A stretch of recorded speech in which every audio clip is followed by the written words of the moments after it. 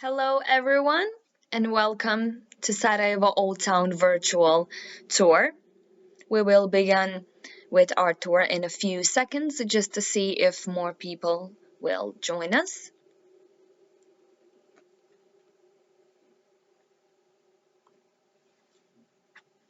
Okay, I think we can start slowly. Hello and welcome again on behalf of Blossom Trip team. I am Amila and I'll be your tour guide on today's tour.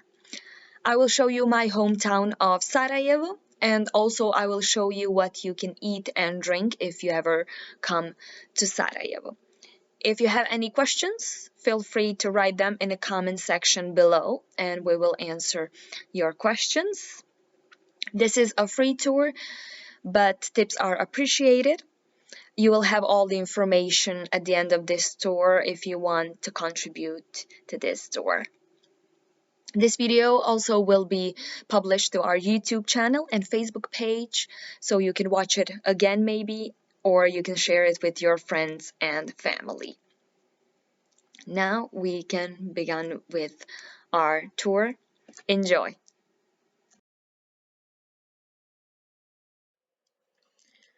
Let's start our tour with these beautiful panoramas of Sarajevo. If you want to have the best view of the city, you need to visit the Yellow Fortress. From the Yellow Fortress, you will have this amazing view of the whole city.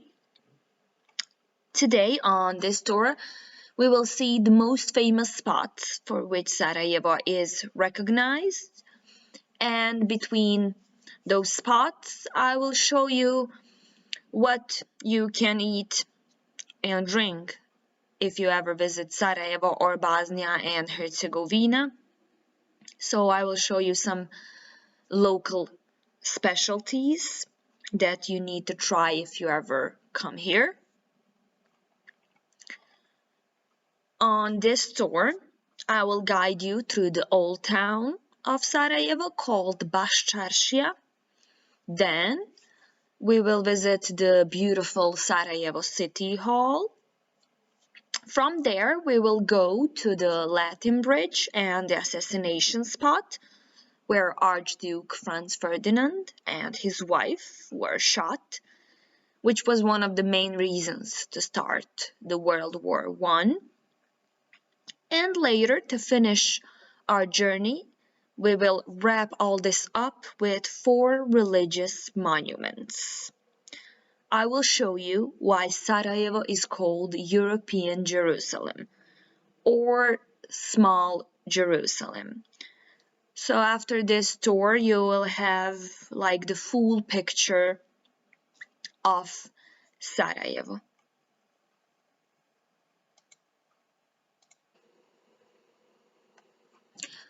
Okay, so let's start this tour with the introduction. I will tell you a little bit about the background of Bosnia and Herzegovina. So here is the position of Bosnia and Herzegovina in Europe. We like to say it's in the heart of Europe. It is located in the southeast Europe and it belongs to the Balkan Peninsula. Bosnia and Herzegovina is almost entirely landlocked, but we have only just one small city on the coast called Nel. Throughout the history, Bosnia and Herzegovina have been inhabited by many different nations. Empires, it was a kingdom, part of the Socialist Federal Republic of Yugoslavia, and from 1992, we became an independent country. Today, we are going to talk about the city of Sarajevo. The city of Sarajevo is the capital and the largest city in our country. The population of the country is 3.3 million, and in the city of Sarajevo we have about 300,000. The city is surrounded by densely forested hills and mountains, and the climate has 4 seasons. So the proximity of the Adriatic Sea tempers Sarajevo's climate, and although the mountains south of the city greatly reduce that impact. Through the city, Miljacka River flows from the east through the center of the city to the western part of the city, where Miljacka River eventually meets the Bosnia River. Sarajevo was 3 times center of the world, so maybe some of you know which events marked the history of Sarajevo and also Bosnia and Herzegovina, but for those who don't know, the first event that marked Bosnian history is the assassination of the heir to the Austro-Hungarian throne, Archduke Franz Ferdinand and his wife, in 1914. Later we're going to talk about that, and we will see all the places that are related to this event. The second event that put Sarajevo on the world map was Olympic Games in 1984. Sarajevo hosted the Winter Olympic Games, and at that time, those were the best Olympic Games ever hosted. As I told you, Sarajevo is surrounded by mountains, so it was the perfect place to host the Olympic Games. Sarajevo is surrounded by mountains Bjelašnica, Igman, Trebević, and Jahorina. This is the Olympic map of Sarajevo from 1984. And after this, the last event was the war in Bosnia. Specifically, Sarajevo was under the siege for 1,425 days. Almost 4 years of war left too many scars in many ways on the people and on the city of Sarajevo. And today, after the war, we have really complex administrative structure. Now you can see the map of Bosnia and Herzegovina after signing the Dayton Peace Agreement.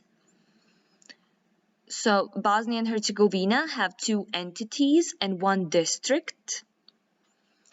We have Federation of Bosnia and Herzegovina and Republic of Srpska. District is called Brčko. Federation of Bosnia and Herzegovina is marked with green, pink, and yellow color and have 10 cantons.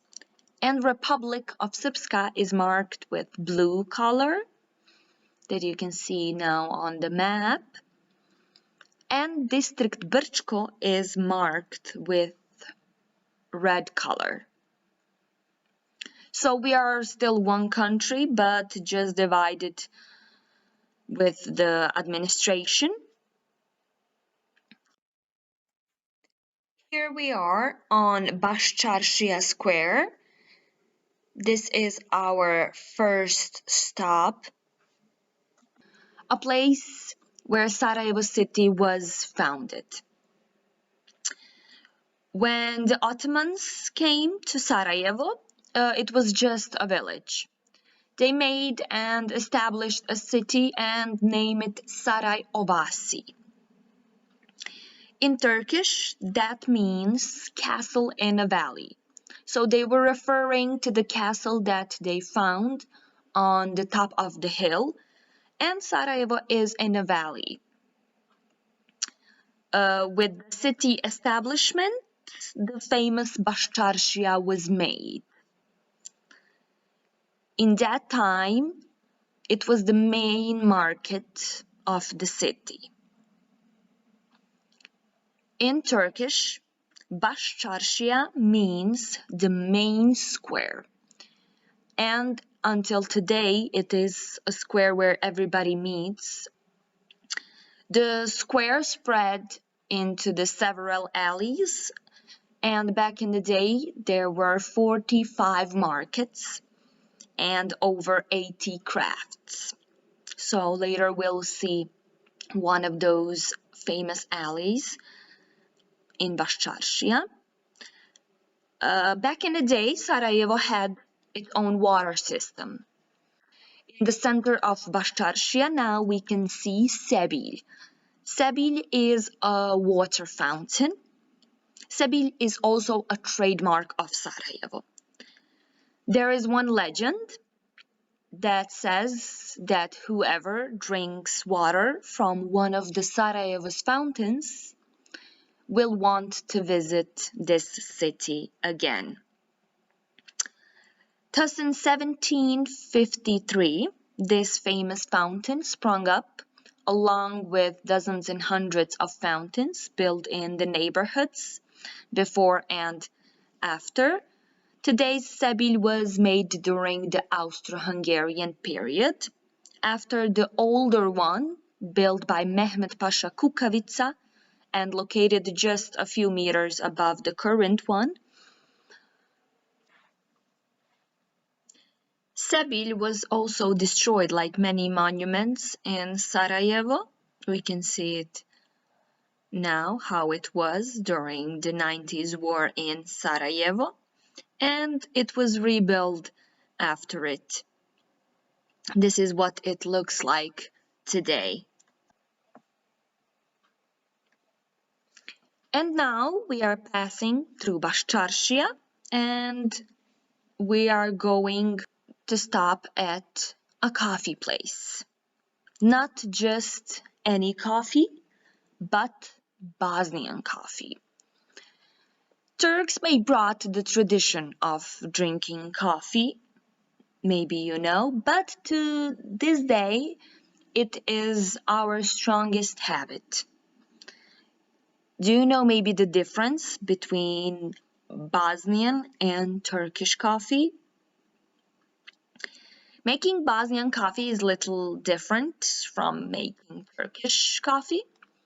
We put grounded coffee in the pot called jezva.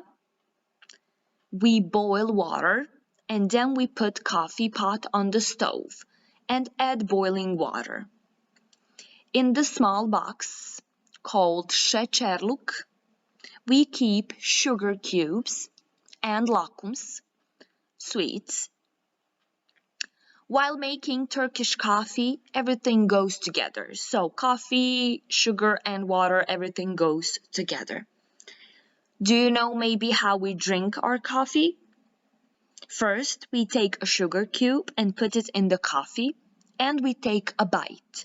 Then we take a sip of coffee, and here we call it chafe.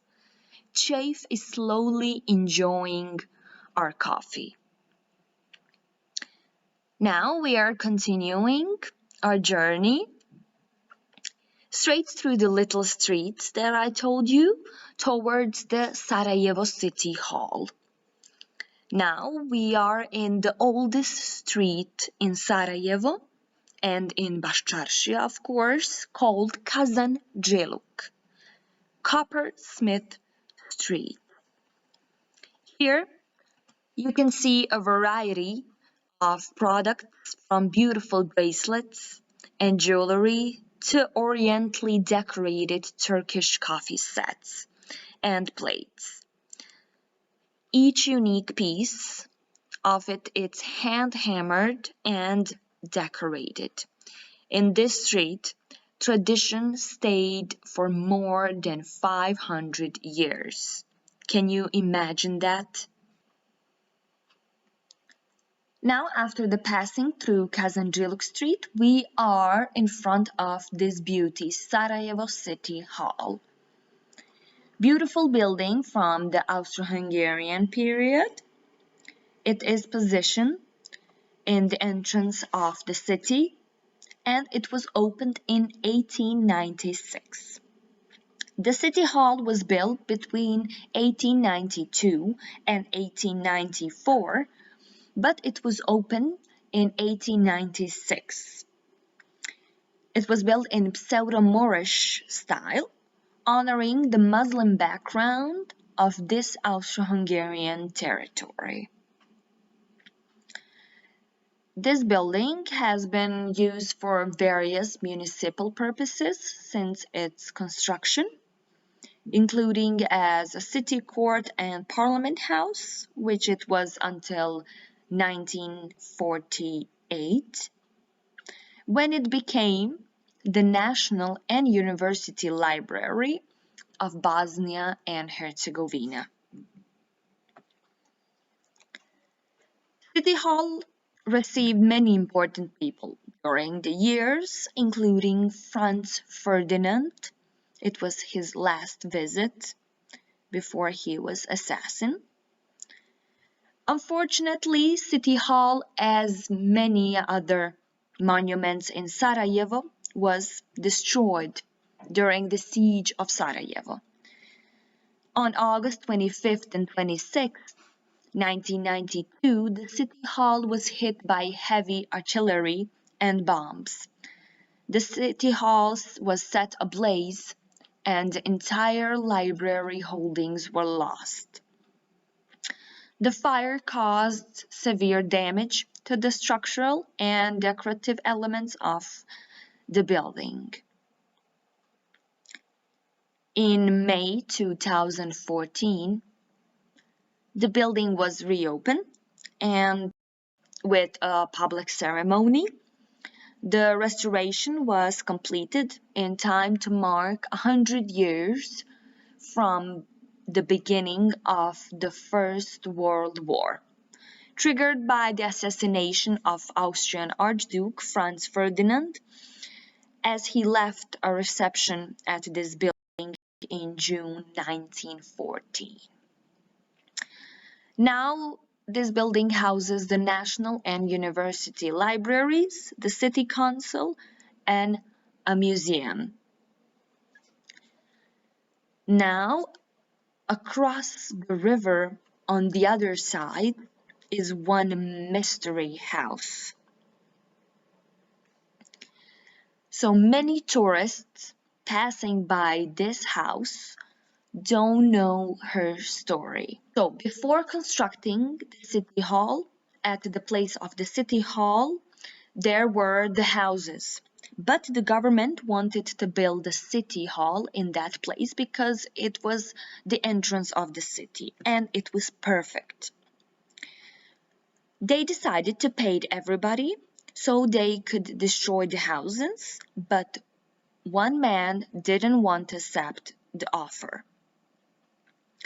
Later on, after some time, he accepted, but with one condition.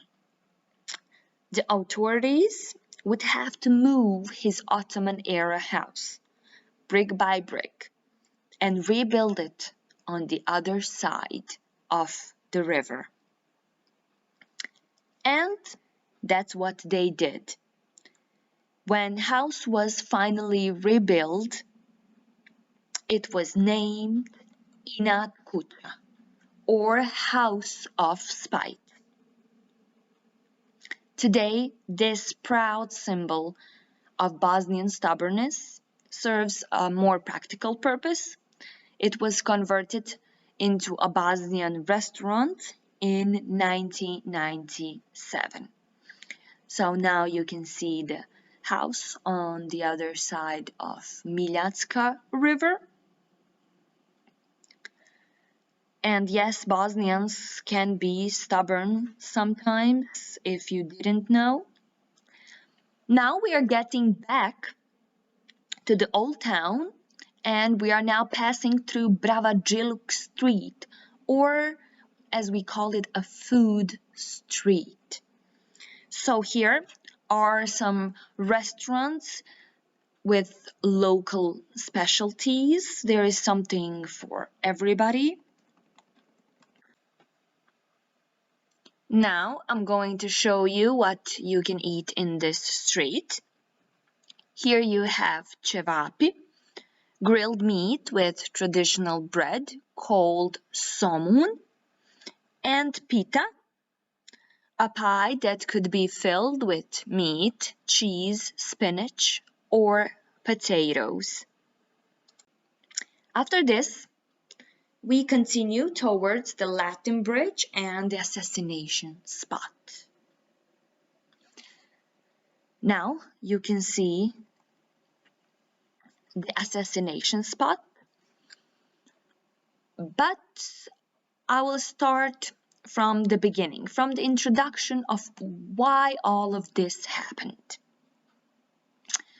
On July 13, 1878, the Treaty of Berlin was signed.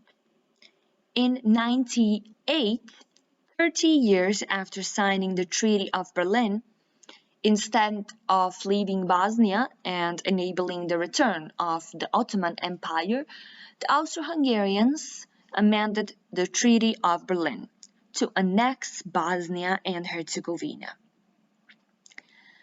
The annexion caused the annexion crisis, one of four preceding World War I.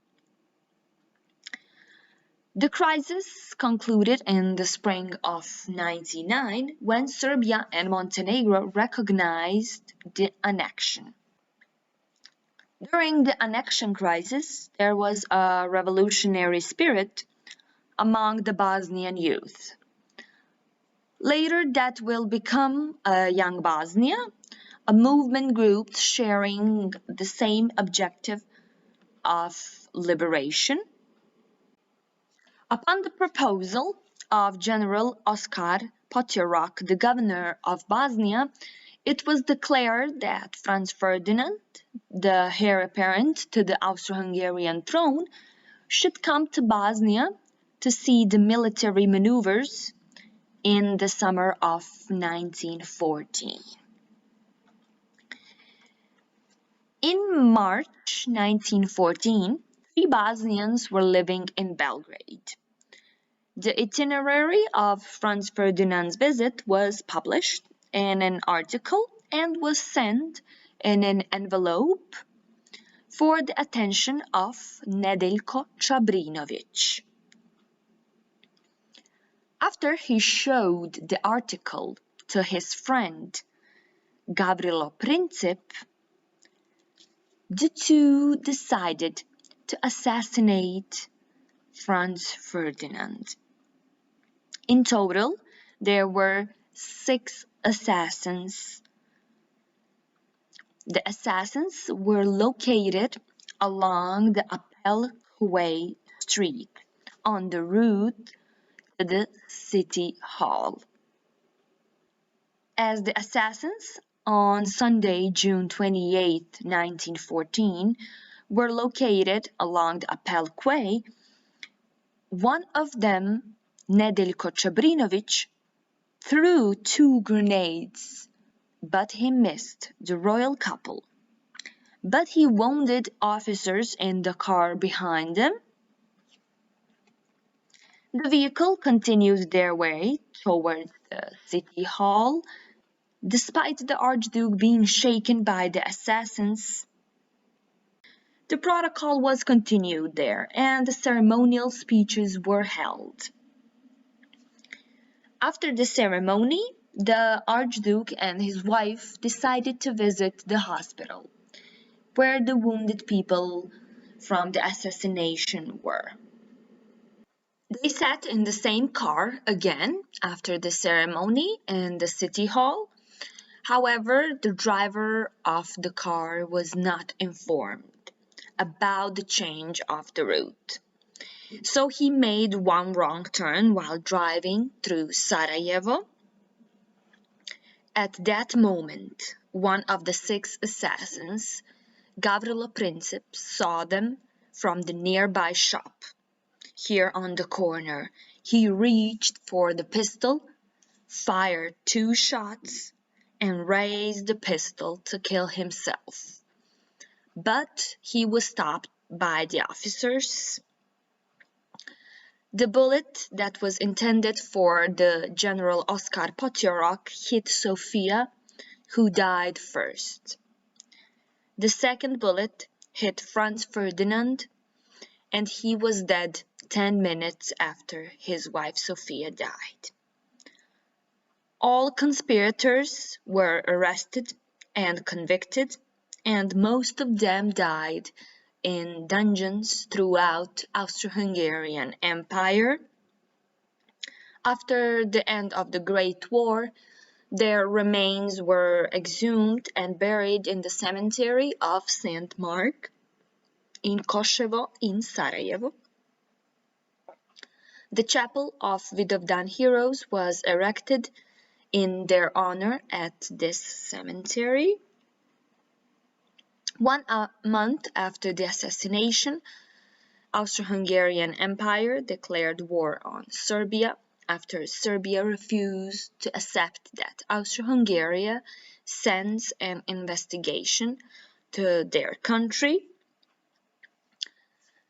Today, in this building in front of which the Archduke and his wife were killed, there is a museum dedicated to the period of Austro-Hungarian rule in Bosnia and Herzegovina, and also dedicated to the assassination of the heir to the Austro-Hungarian throne, Archduke Franz Ferdinand. All after this event is history. The World War I began and lasted until 1918. Now we are going to talk a little bit about the most important thing for all of us, and that is food. Sarajevo is famous for sweets like baklava, but baklava is a Turkish cake and it's adapted into Bosnian culture, but many sweets are similar to it and they are just Bosnian.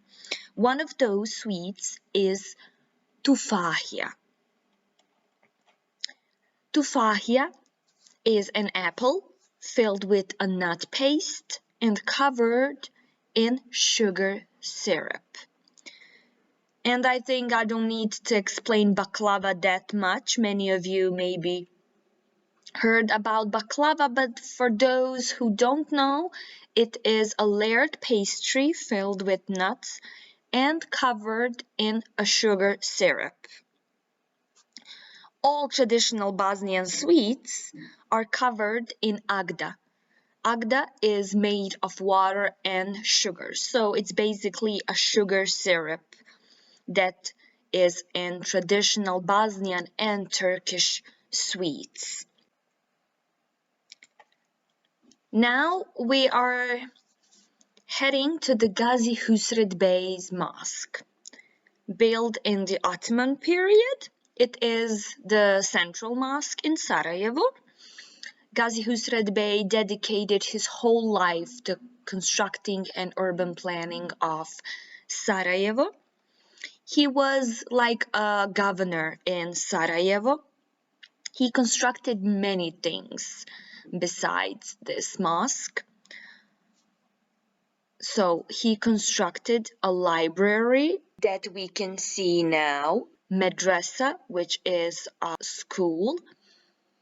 And in the garden of the mosque, we can see a fountain called Shadrvan. And every mosque has it. So Shadrvan is used to take an ablution. Muslims, before they go to pray, they wash certain parts of their body. So Shadrvan is in every mosque. One also interesting fact about this mosque is that this was the first mosque with electricity in the world. Next to the mosque is a clock tower. Clock tower is built after the mosque and it's still functioning. The time is adjusted by hand. The numbers on the clock tower are Arabic and golden. And now, from the garden of the Ghazi Hussried Bey's Mosque, we are going to our next monument, Old Orthodox Church.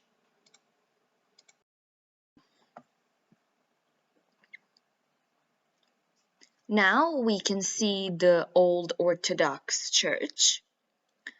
The church is dedicated to the archangels Michael and Gabriel.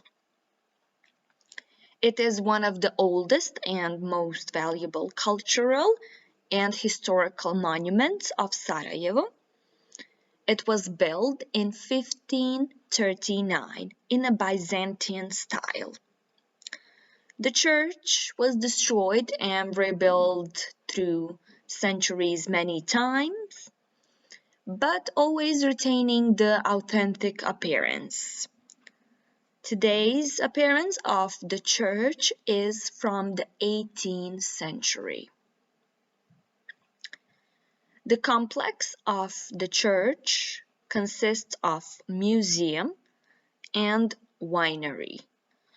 With wines from Herzegovina. Herzegovina is the south part of the country. The museum contains a valuable collection of icons, transcripts, and more than 700 exhibits. It is one of the most important Orthodox museums in the world. There is also an interesting legend about how the church was built.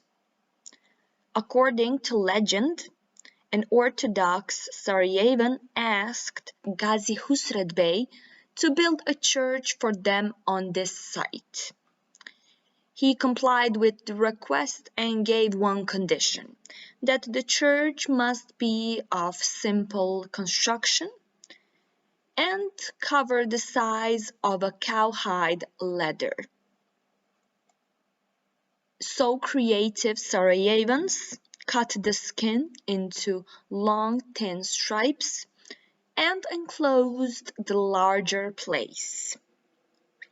Ghazi Hussried Bey liked the idea and allowed the construction of the church. Also, there is a legend about a child who is in the church. The story begins when the stepmother strangled the child and threw her into the Milatska River. The priest of this church took the child from the river and buried the body behind the church. After a while, the body was exhumed because the church wanted to build something in the ground. And when they saw that the child was well preserved, it was declared a miracle, and the body was taken inside the church. Today, women who cannot have children or to protect their children visit this church. They tour the building 3 times and they crawl under the structure of the child. And all that for good luck. On our way to the next monument, which is Jewish Museum, we will stop at Sarevo Meeting of Cultures. What is Sarevo Meeting of Cultures? A place where East meets the West, where the Ottoman Empire meets the Austro-Hungarian Empire, Ottoman architecture on the east, and Austro-Hungarian on the west. From here, we are going into this street on the right to see the Jewish Museum. We are now in front of the Jewish Museum. But before it was a Jewish museum, It was a synagogue. It was converted into a museum in 1966. This is the oldest and the first synagogue in Sarajevo. It is also known as Old Temple. So on the right, this building made of stone is a Jewish museum. Let me tell you about the history of Jews on the Balkan Peninsula, but specifically in Sarajevo. The first Jews that arrived on the Balkan Peninsula were Sephardic Jews from Spain and Portugal. With the expansion of Christianity, they were expelled from the Iberian Peninsula. They didn't have where to go, and at that time, Sultan Bayezid II from the Ottoman Empire welcomed them to the Ottoman Empire. Jews from the Ottoman Empire began arriving in Bosnia in the 16th century, settling mainly in Sarajevo. With them, they brought their culture, language called Ladino, which is Judo-Spanish, and Haggadah. What is Haggadah? Haggadah is a book about the expulsion of Jews from Egypt, together with their poems, songs. It represents one of the most important books in Jewish culture.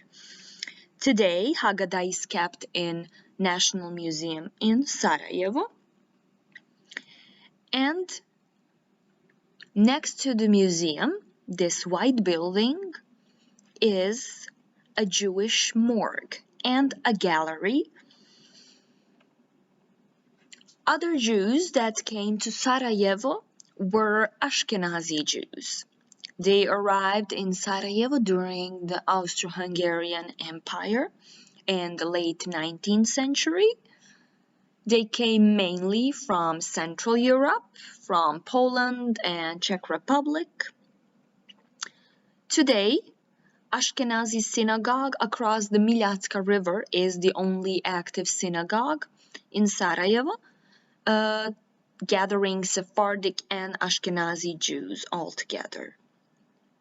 After the Second World War and the siege of Sarajevo, the number of Jews dropped from almost 14,000 to the current 1,000 nationwide.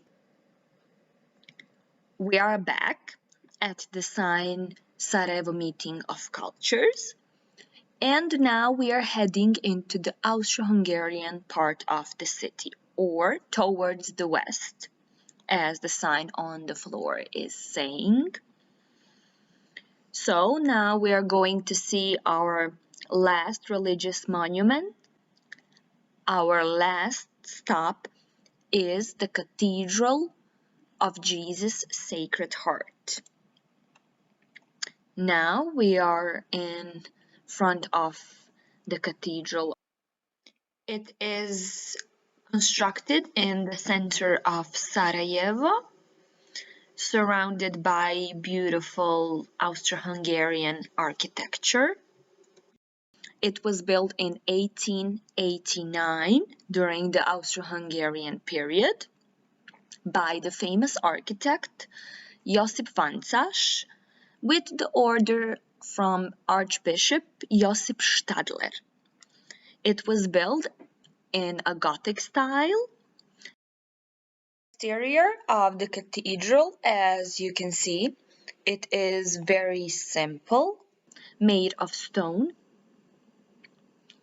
Inside there is room for 1,200 people, and the interior is colorful and harmonious.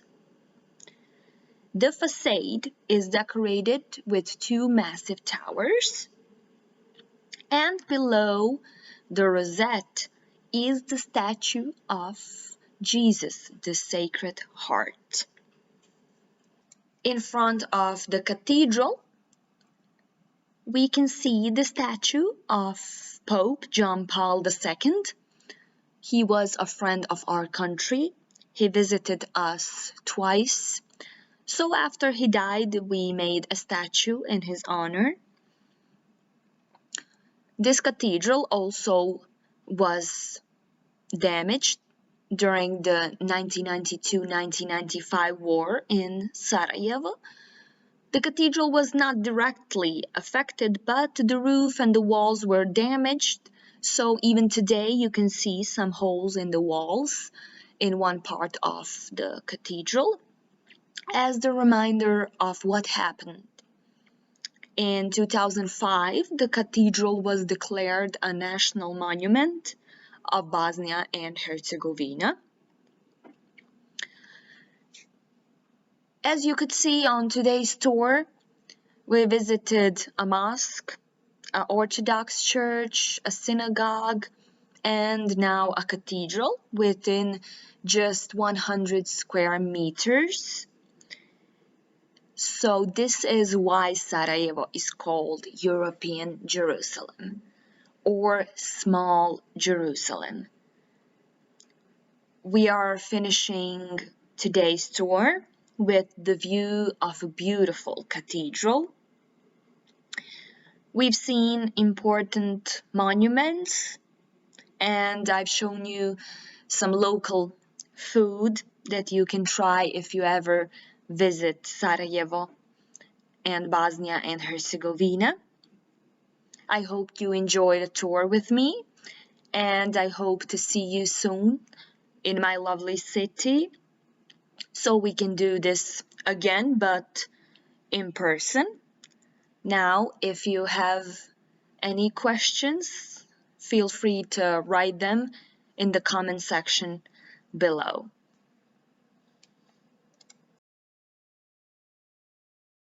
An end of today's tour. I hope you like the tour with me, and I hope to see you maybe in Sarajevo or Bosnia and Herzegovina in person. Still, if you have questions, you can write them in the comment section below. We will answer all of your questions. And as I said on the beginning, if you would like to contribute to our tour, here you have all the information that you need, our PayPal account. Thank you once again for being here with me on today's tour, and see you on the next one.